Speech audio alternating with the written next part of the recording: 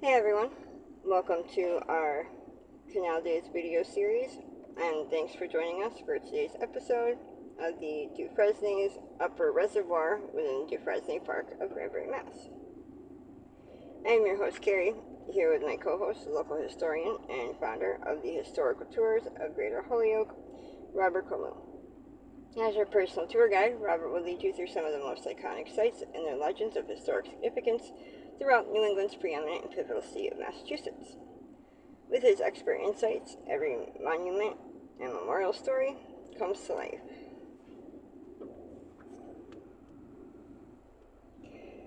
Afterwards, don't forget to check out his website, holyokecanaltour.org, to access the full Canal Days podcast and video series. Also check out his free in-person public tours he offers throughout Western Mass and the 2025 schedule for these special events. You can also book personalized private tours for groups of all sizes tailored to your interests. To discover all that and much more, remember to log on to holyokecanaltour.org or email bobcat4214 capital B at yahoo.com.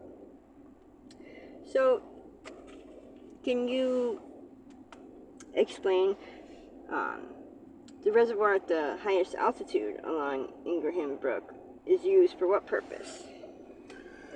Yes, there's 3 reservoirs and 3 dams on the Ingraham Brook within the 2 miles of its length, coming off what's called Fox Hill. And we want to know what they're for. The bottom one is the one that's visible to the populace of Granby, and very easy to find. That one was used to irrigate farms, to allow the cattle to take in water. Also, in latter days, it was used for the campers that came to this site. They were able to swim and boat on top of it.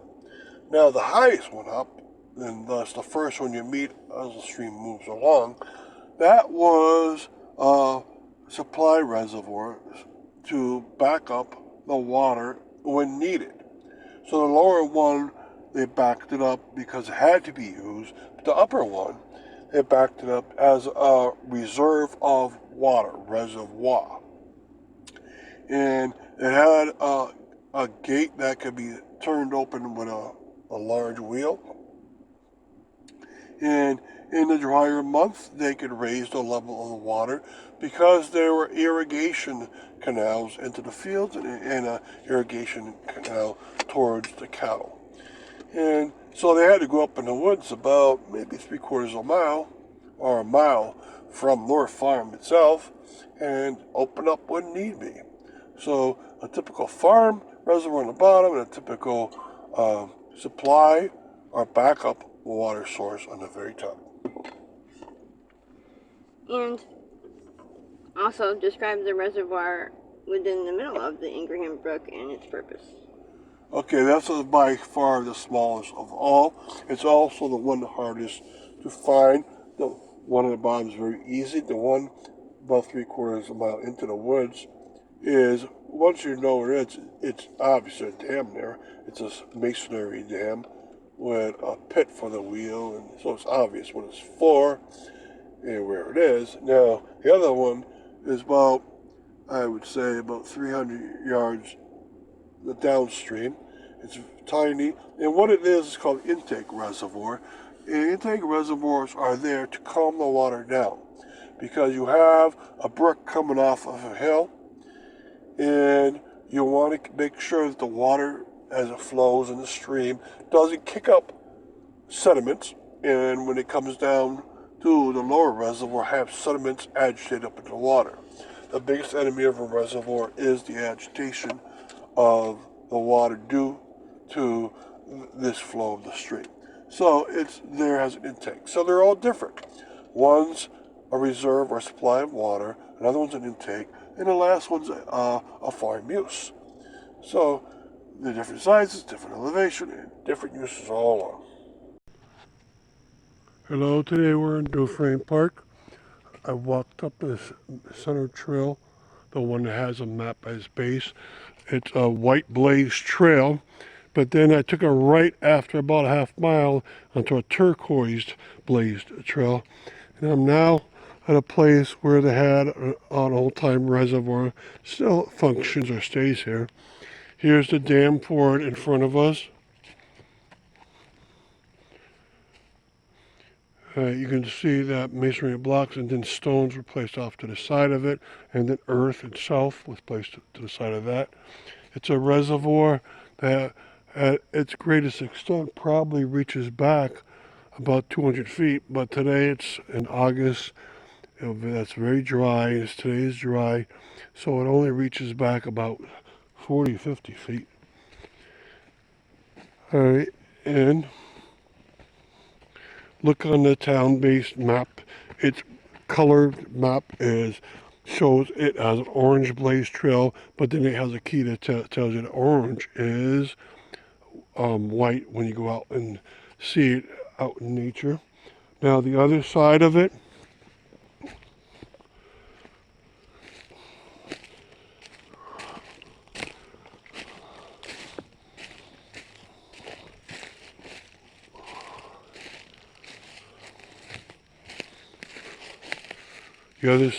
is rocks that have been piled up, a lot of field stones, and then the Ingraham Brook flows on the other side.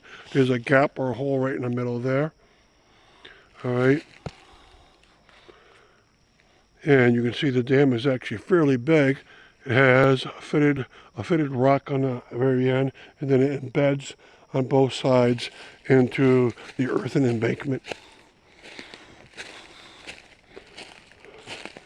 So this is one of 3 reservoirs that is around Dufresne Park. There's obviously the one on the base that's backed up right in the base area of Dufresne Park.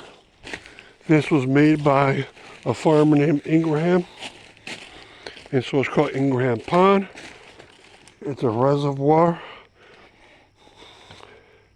and he probably made it for his cattle or for maybe irrigation of crops. Now, by 1920, it was bought out by the Dufresne family, and they definitely used it for cattle, Swiss brown cattle. And then they used this water up here. Since this is one of 3 reservoirs, this was a storage reservoir up here, and it kept water up to the height of the stones. In the middle is all the earth, but on both sides are rocks itself. And could you imagine how much water they were able to keep at its height? And this being a storage reservoir, they'd have to have a release valve to release it when the level of the reservoir at the base was getting low. At that point, they would turn a wheel up here, and the gatehouse or the wheelhouse is right here. Okay, they would have apparatus inside of here where you'd spin a steering wheel, and it open up the gates down below, and it released the water for you that was here. And it would go over and flow the other side down this Ingraham Brook.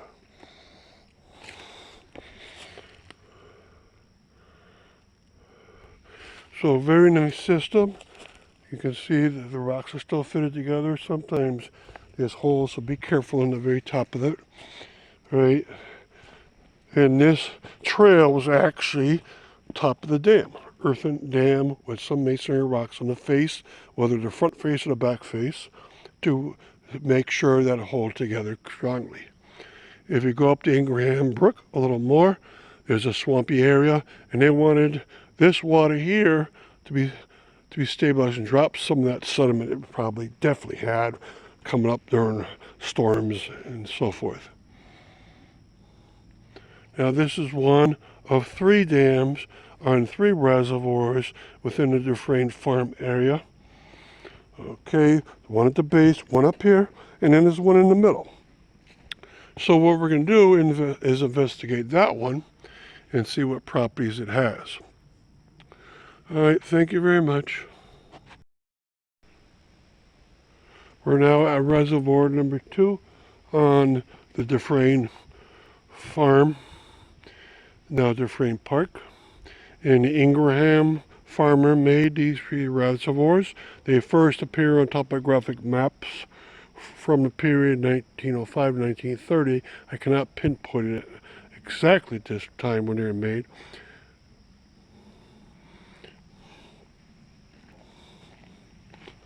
And you can hear the flow of the water here. Now it's going into its final reservoir within only about 100 feet. Down there you can see the glint of the sunlight bouncing off the Ingraham Pond.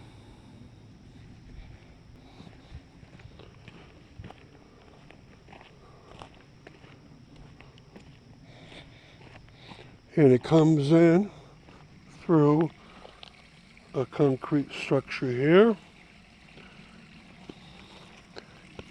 Okay, and you can actually see the cut inside the concrete where the gates could fit in if they wanted them. Now this is an intake reservoir. So the top one is a storage reservoir holding the water for days where there's drought of water down below. The second one is intake reservoir, which means that its job is to take in the water, stabilize the water so that sediments that are held in the water can deposit themselves out. And once that is done, they can then release the water. Now this stream would have agitated a lot of dirt and clay, and it would get up into this water, and it wouldn't be good for the animals to drink the water. Okay, so that's why this second reservoir exists. And then the third one, which is the biggest and most obvious on the land of Dufresne, is down at the base. Okay, and you can see the Ingraham Brook right over there. It's a bit on the drier side today. Okay, and this is on one of the trail systems, so it's very easy to find. It's on, I think, the second trail up going up the White Blaze Trail, and it has blue blaze to it. So look for the blue blaze and take a right, and you'll bring yourself right down here. It's only about, I would say, a third of a mile away from the other reservoir that's higher up. Thank you.